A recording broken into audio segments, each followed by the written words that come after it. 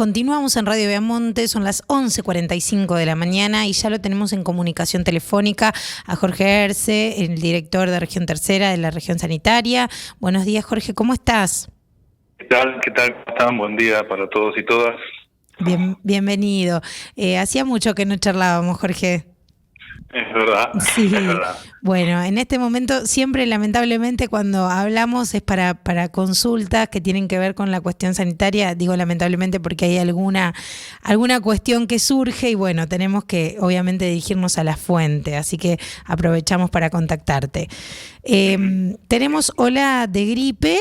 Se generó una especie de pánico porque todos creíamos que era COVID. Bueno, después de varios testeos generales se empezó a notar que era una gripe. Se habla de una influenza.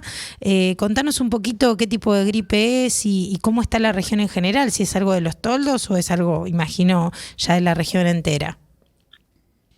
Bueno, ahí hay que, digamos, aclarar algunas cosas. Bien. Hay un aumento del número de casos de enfermedad tipo influenza, ¿no? La gripe, bueno, a veces uno entra en la confusión de gripe con frío, con mocos, catarro. Uh-huh. Una gripe es un cuadro un poco más importante, se parece mucho al coronavirus, al COVID. Sí. Con fiebre alta, dolores musculares, decaimiento, digamos. Es una enfermedad un poco más seria que lo que a veces nosotros denominamos gripe de los resfríos, digamos. Claro. Suele suceder. Lo que está ocurriendo es un aumento de esta enfermedad tipo influenza, porque hay varios virus que producen síntomas parecidos. En la provincia de Buenos Aires se han hecho algunas determinaciones si es de gripe A, influenza tipo A, es una de las variantes del virus, que habitualmente lo tenemos todos los inviernos, y lo que está sucediendo es que este año aparece un poco antes de lo habitual, ¿no? Uh-huh. Estamos un poco adelantados. En realidad no hay un brote, es un aumento de casos, en algunos lugares muy puntuales puede ser que uno pueda considerar un brote, pero digamos, en la región sanitaria tercera, lo que empezamos a ver es que empiezan a aparecer. Bien. Venimos de un momento de muy particular, que es que durante 2 años casi no tuvimos gripe, digamos. Claro. Los cuidados para evitar el COVID son los mismos cuidados que uno tiene que tener para no contagiar esa gripe. Por lo tanto, lo que sucedió es esto, ¿no? Digamos, los cuidados para el COVID hicieron que la gripe casi no apareciera durante los últimos 2 años. Bien. Esto vinculado también, digamos, obviamente, a las medidas de distanciamiento, el uso de barbijos, la ventilación, el lavado de manos, todas esas cosas también evitan la gripe, la influenza, y también evita todo el resto de enfermedades respiratorias que sufren sobre todo los más chicos, ¿no? Claro. Lo que además, digamos, si ahora le agregamos que la presencialidad es completa en las escuelas, claro. Bueno, todos sabemos que los chicos cuando empiezan a ir a la escuela se contagian y están con moco, con tos, catarro, con estas cuestiones virales. De hecho, los casos se están dando mucho en lo que es jardín, que los chicos prácticamente no usan el barbijo, y después, bueno, obviamente pasa a los adultos y ahí también ha bajado mucho la guardia, el adulto y los jóvenes con el tema del barbijo, con el lavado de manos, estamos muy relajados y eso también generó que empezara a aparecer un poquito más la gripe, me parece, ¿no es así? En realidad yo creo que lo que está sucediendo es que uno advierte ahora cosas que antes no le daba importancia. Claro. ¿No? Antes con tos y fiebre uno iba a trabajar. Tal cual. Hace 2 o 3 años, antes de la pandemia, con fiebre y con tos, la gente iba a trabajar y los chicos iban con moco a la escuela y, digamos, esto ha sido así. Tal cual. Cuando uno empezó a darse cuenta que la forma de evitar la diseminación de este tipo de enfermedades es cuidándose, manteniendo distancia, usando barbijo, resguardándose un tiempo. Cuando tiene síntomas, claro, tal cual. Uno ahora lo que sucede es que se advierte esto, ¿no? Digamos que uno pareciera que hay más infecciones respiratorias porque uno está mucho más atento. Claro. Así que, digamos, me parece que lo que uno ha aprendido, lo que debemos marcar por ahí, es la importancia que tienen las medidas de cuidado aún con coronavirus o sin coronavirus, ¿no? La ventilación es muy importante, el lavado de manos y el uso de barbijo siguen siendo medidas importantes para evitar el coronavirus y un montón de otras enfermedades, porque en realidad la pandemia tampoco terminó, digamos, esto lo sabemos, digamos, estamos entrando o vamos a entrar en el otoño, va a empezar a hacer frío, esto aumenta las posibilidades de contagio de todas las enfermedades respiratorias, incluyendo el coronavirus, o sea que es importante extremar los cuidados. Es sumamente importante seguir considerando el testeo, digamos, irse a testear cuando uno tiene síntomas. Totalmente. Y esto me parece que sigue siendo fundamental. Y la vacunación, digamos, aquellas personas que no completaron su esquema de vacunación para el coronavirus o que no lo comenzaron, que se vayan a vacunar. La vacunación está liberada absolutamente para todas las edades, para todos los grupos de edad, así que pueden acercarse a vacunatorios y vacunarse. Bien, Jorge, mucha gente cree que por tener las vacunas del COVID está también resguardado contra la gripe. ¿Esto es así o no? No, claro que no es así. La vacuna del COVID cubre para el COVID. La vacuna para la gripe cubre para la gripe. La vacuna para la gripe seguramente va a estar disponible la primera semana de abril. Bien. ¿No? Como habitualmente. Lo que pasa es que este año empiezan a aparecer algunos casos antes de lo que ocurre habitualmente. Bien, tengo algunas compañeras que son mayores de 60 y que han recibido un mensajito de que ya está disponible la dosis de vacuna de la gripe. ¿Se está haciendo también como por etapas en este caso? La vacuna de la gripe va a estar disponible. Bien, no es que están aplicando a determinado sector o que hayan quedado de otro. Todavía no. Bien. No, la vacuna de la gripe además es una vacuna que se hace todos los años, se renueva porque todos los años habitualmente las cepas que producen gripe son diferentes, así que todos los años se renueva. Bien. No sirve la vacuna del año pasado para Perfecto. Por eso la vacuna tarda un poco en llegar también, porque digamos, se procesa y se hace en base a los virus que produjeron gripe en el invierno que está terminando en Europa, ¿no? En el hemisferio norte. Claro. Esto también puede haber pasado que como hemos, seguramente atravesado el COVID y hemos tenido, nuestro sistema inmunológico ha tenido también mucho más trabajo, quizás se ha vuelto más fuerte o menos fuerte ante este tipo de gripes. ¿Cómo reacciona después de semejante virus como el COVID ante las gripes comunes nuestro organismo, doctor? No, en realidad del coronavirus todavía hay muchas cosas que no sabemos, pero lo que se ve es que las defensas son particulares, ¿no? Para cada virus hay un anticuerpo, ¿no? Y un sistema defensivo específico para cada virus. Por lo tanto, digamos, una cosa ni sería mejor ni peor. Claro. Es más, digamos, pueden coexistir las dos infecciones. Uno puede pescarse, digamos, no es lo más frecuente, pero uno podría pescarse coronavirus y influenza a la vez, digamos, ¿no? Claro, que ahí sería también difícil, mucha gente le ha pasado y ha sido realmente difícil de transitar. Lo que hay que hacer es seguir teniendo en cuenta los testeos, eso es importante, hay que testearse, de última, si es negativo, uno presume que la posibilidad es que sea otro tipo de virus. Si es una enfermedad grave, digamos, si requiere internación, en esos casos, digamos, se hace se estudia para ver si es coronavirus y después se estudia para ver qué tipo de virus es. No se hace habitualmente como con el coronavirus, claro.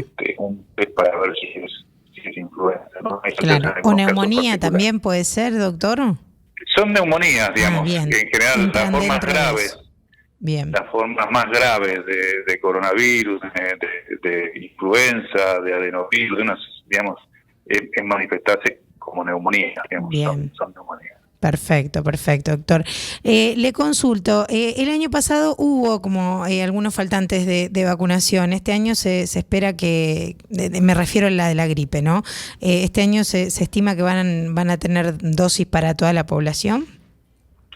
No, en realidad el año pasado no hubo faltantes en ningún año hubo faltantes. Lo que pasa es que al principio, cuando se empieza a distribuir, hay como una mayor demanda. Claro. Y bueno, también, digamos, como se hizo con el coronavirus, la vacunación contra la gripe tiene que ser escalonada, digamos, de los grupos de más riesgo a los de menos riesgo. Bien. Lo que suele suceder es que muchas veces la demanda es muy grande al principio, y eso hace que al principio parezca que no hay vacunas y después terminan sobrando vacunas. Claro. O alcanzando bien, digamos. Sí, por ahí el año pasado también se sumaba un poco el temor, ¿no? Ante que no se juntaran los dos virus, entonces la gente estaba como muy apurada en querer vacunar. El año pasado y sobre todo el anteaño pasado fue, claro, sobre todo cuando empezó el coronavirus al principio, ahí fue una demanda muy importante que, digamos, los cálculos de vacuna que se necesitan se hacen en base a lo que se utilizó en la temporada anterior. Bien. Y este año, digamos, se habían hecho los cálculos como en la temporada anterior y la demanda fue 3 o 4 veces más grande, digamos. Mira, claro. Lo que generó esa dificultad. Por ahí lo que se ve es que la gente joven no se vacuna contra la gripe, ¿no? Como que siempre es la gente mayor y los niños los que tienden a hacer este cuidado. ¿Usted recomendaría que toda la población también se vacunara contra la gripe?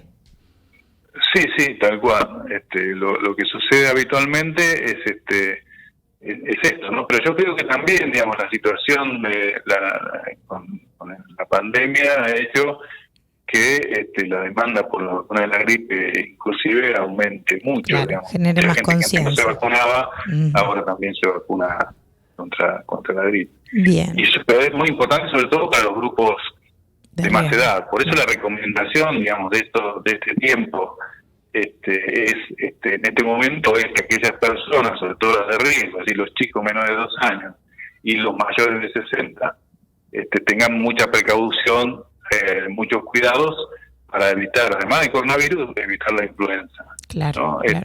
O sea, hasta que esté disponible la vacuna. Perfecto, doctor. Se habla de una cuarta dosis de refuerzo para el COVID. ¿Para quiénes aplicaría esta cuarta dosis? Se habla de que solo sería para aquellos que han recibido Sinopharm. ¿Eso se sabe ya? Sí. La cuarta dosis en realidad no es una cuarta dosis, es el refuerzo. Claro. A ver, hay el esquema completo de vacunación contra el COVID hoy son 2 dosis y un refuerzo. Bien. Digamos, eso es lo que tenemos todos o casi todos, ya los hemos cumplido. O debemos tener, sí. O deberíamos tenerlo. Digamos, son 2 dosis más un refuerzo. Quienes no lo tengan, que se vayan a vacunar, que también están liberados los refuerzos y pasaron más de 4 meses entre la última dosis, que se vayan a vacunar, ¿no? Bien. Esto es importante. Ahora, aquellas personas que tienen algún problema inmune, algún problema con defensas o han recibido solo Sinopharm, esas personas, el esquema no es de 2 dosis y un refuerzo, sino que es de 3 dosis y un refuerzo. Ajá. Entonces, en esas personas hace falta, si cumplieron con el esquema básico, es decir, que son 3 dosis y no 2, a esas personas sí le corresponde una cuarta dosis, que en realidad no es una cuarta dosis, sino que es el refuerzo. Es un refuerzo, claro. ¿Me explico? Más o menos ese es el tema. Ese refuerzo o cuarta dosis, como se dice habitualmente, es para aquellas personas que tienen problemas inmunes, que tienen problemas de defensa, que tienen otras enfermedades o que han recibido vacunación Sinopharm solamente. Perfecto. En esas personas hace falta un refuerzo adicional. Bien, imagino que todas esas personas van a recibir su turno automáticamente a través de la aplicación, ¿verdad? Esas personas van a recibir el turno, pero está liberada también, es decir, que Bien. Si no lo recibieron, también pueden acercarse a la posta de vacunación y si pasaron 4 meses desde la última dosis, se les va a aplicar la vacuna. Perfecto. Un poco para cerrar, 2 temas importantes que tienen que ver con nuestro servicio sanitario local aquí en el hospital. Uno tiene que ver con el tema de las guardias, doctor, de pediatría, que vemos que no estamos teniendo los fines de semana, por ejemplo, pediatras. Es un reclamo de las familias. No sabemos muy bien si esto se debe a una cuestión de dinero, una cuestión de disponibilidad. No sé cómo está la región en ese sentido. Sabemos que siempre lo que es guardias es bastante complejo de cubrir, pero sabemos también que es una necesidad de la comunidad. Sí, esa es una cuestión que depende del municipio, en realidad cómo cubre sus guardias y cuánto le paga a su médico de guardia. Eso es un tema absolutamente... Pero ante eso no hay ninguna regulación, digo, por ejemplo, alguna obligatoriedad, algo que diga, bueno, debería existir fuera, digamos, por fuera algún regulador de esa situación, si el municipio no lo cubre, porque es algo que preocupa realmente, por eso lo consulto. No, la regulación, los hospitales tienen que tener guardias. Un médico de guardia. Un médico de guardia. Lo que, digamos, normalmente ocurre en las comunidades más chicas es que esos puestos sean cubiertos por médicos generalistas, claro, médicos que están capacitados para resolver la mayor parte de los problemas de guardia, inclusive desde lo pediátrico hasta lo obstétrico, digamos, ¿no? Son médicos capacitados para atender la mayor parte de las emergencias o de las consultas habituales, digamos, no solamente de las emergencias. Claro. Lo que está sucediendo es que, y esto es una preocupación del Ministerio que estamos tratando de insistir, es que la formación de médicos generales es cada vez menor, digamos, cada vez menos médicos optan por especializarse o hacer las residencias en medicina general. Y también está pasando con otras especialidades, ¿no? Sobre todo con las especialidades más generales, como la pediatría general o como la cirugía general, que, digamos, hay una tendencia hoy a especializarse, a super especializarse, digamos, ¿no? Claro. A hacer especialidades mucho más específicas. Entonces eso hace que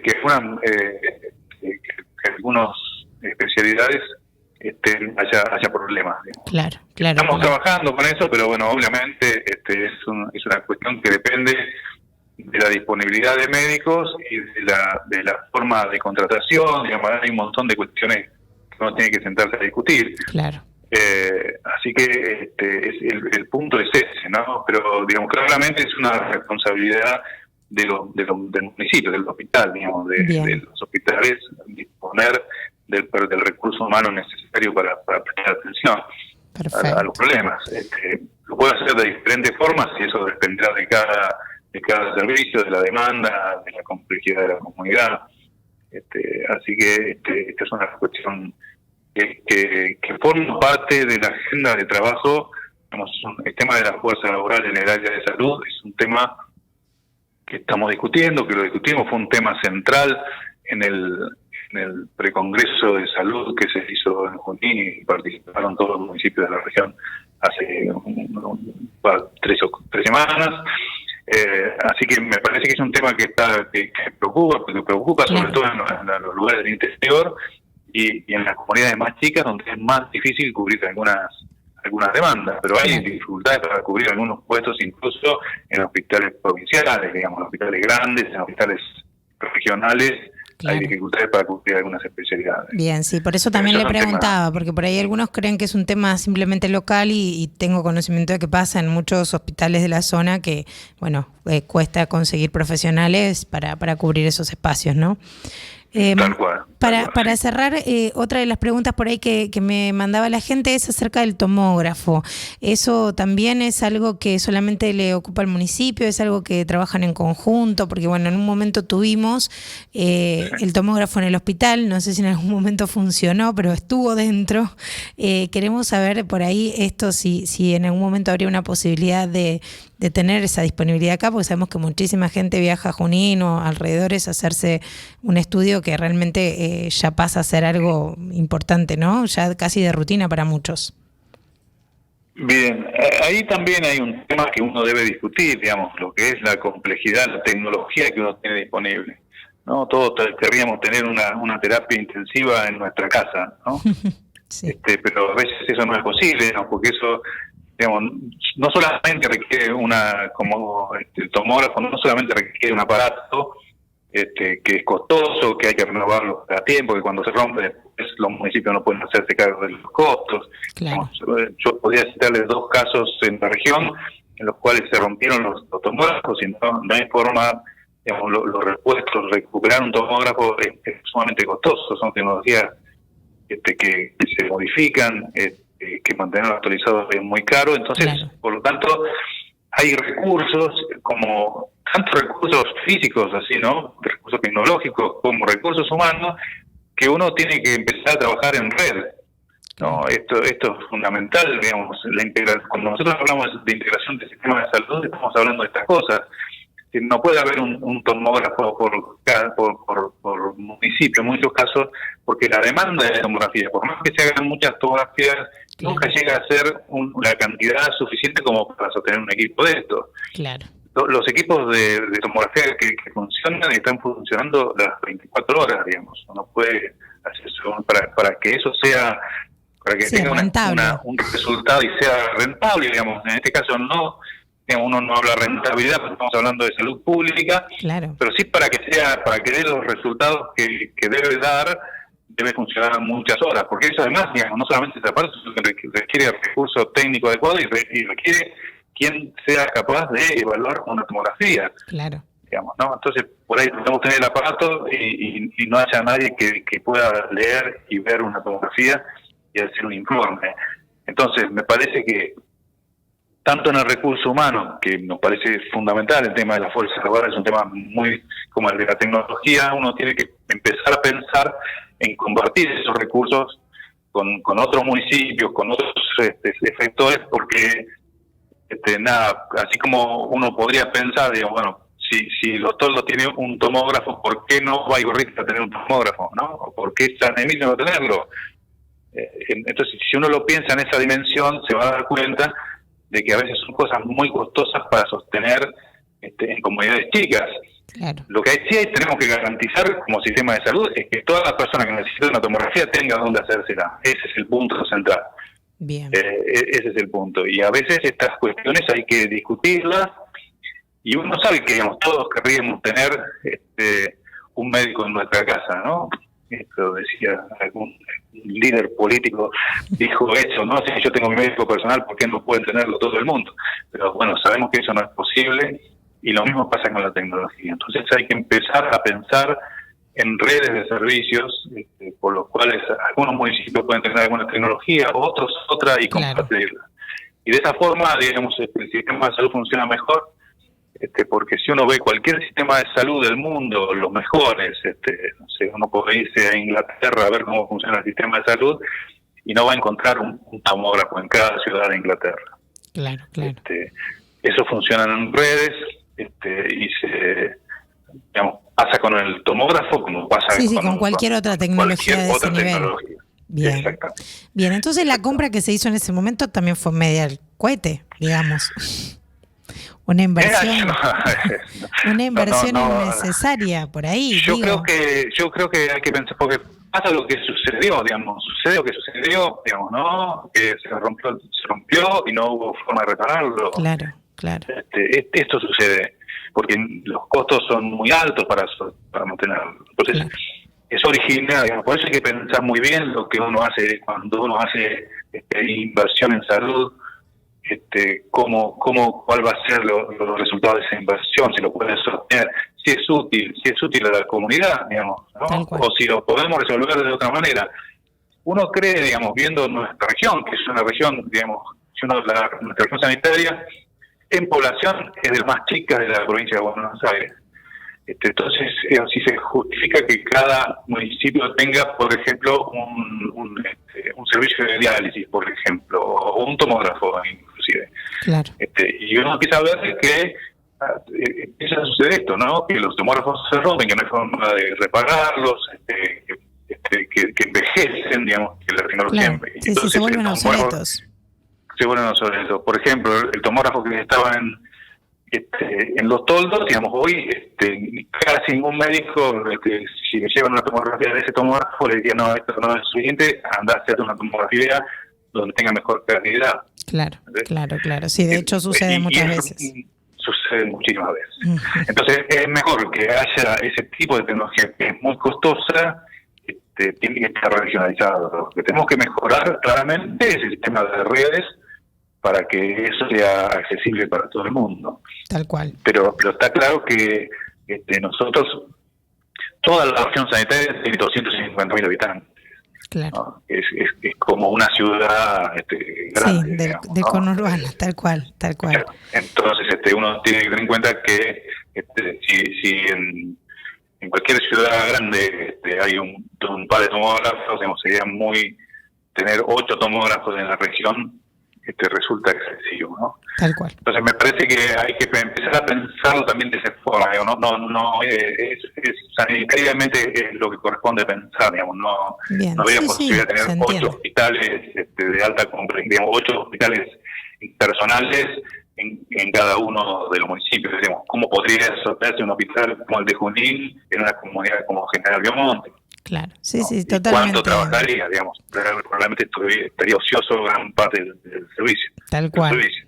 Por Totalmente más que claro, claramente doctor. haya gente que necesita, seguramente hay gente que precisa cirugías complejas, pero digamos, eso no es posible sostenerlo, porque también, digamos, son las dos cosas, ¿no? La tecnología, pero no nos olvidemos nunca de que el factor central del El sostenimiento recurso del sistema humano. de salud es el recurso humano. Totalmente, totalmente, doctor. Exactamente. Bueno, muchísimas gracias por la nota. Sabemos que No, está por en favor. pleno trabajo, así que agradecemos y Tal le cual. mandamos un beso enorme.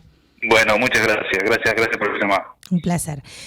Jorge Arce, el director de la región sanitaria tercera, hablábamos un poquito sobre, bueno, este nuevo aumento de casos de influenza, y nos corregía el doctor muy bien, decía, no es una ola de influenza, es un aumento de casos, pues no llega a esta magnitud, y también hablábamos un poquito de las vacunaciones, de la salud aquí del municipio, una nota muy completa, la pueden revivir en redes. Vamos a la última pausa de la mañana y ya volvemos.